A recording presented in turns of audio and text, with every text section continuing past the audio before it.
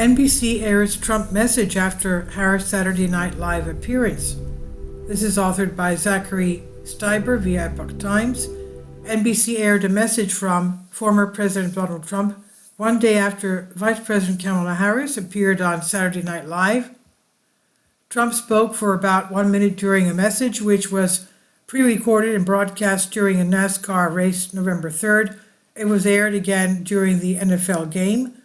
Trump, after greeting fans of sports, noted that the presidential election is slated for November 5th. He says, "We're 2 days away from the most important election in the history of our country.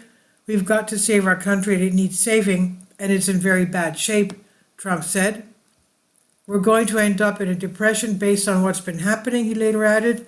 "We have to straighten out our country. We have to close our borders. We have to lower our taxes. We have to get rid of inflation. I'll fix it," he said. NBC declined to provide a comment on the development. Harris appeared live during Saturday Night Live. She participated in a skit that portrayed her speaking to another version of herself ahead of the election. "It's nice to see you, Kamala, and I'm just here to remind you, you got this. You can do something your opponent cannot do. You can open doors," Harris told Maya Rudolph, who was playing the vice president, and said she wished she could talk to someone who's been in my shoes, a black South Asian woman running for president, preferably from the Bay Area. Federal Communication Commission FCC Commissioner Brandon Carr wrote in a November 3rd post on social media platform X that the Democratic presidential nominee's appearance may have violated an FCC rule against licensed broadcasters using public airwaves to influence an election in favor of a candidate unless the other candidate is offered equal time by the same broadcasters. The rule in question generally means providing comparable time and placement to opposing candidates, according to an FCC fact sheet. The regulator gives an example of a qualified candidate appearing on a station.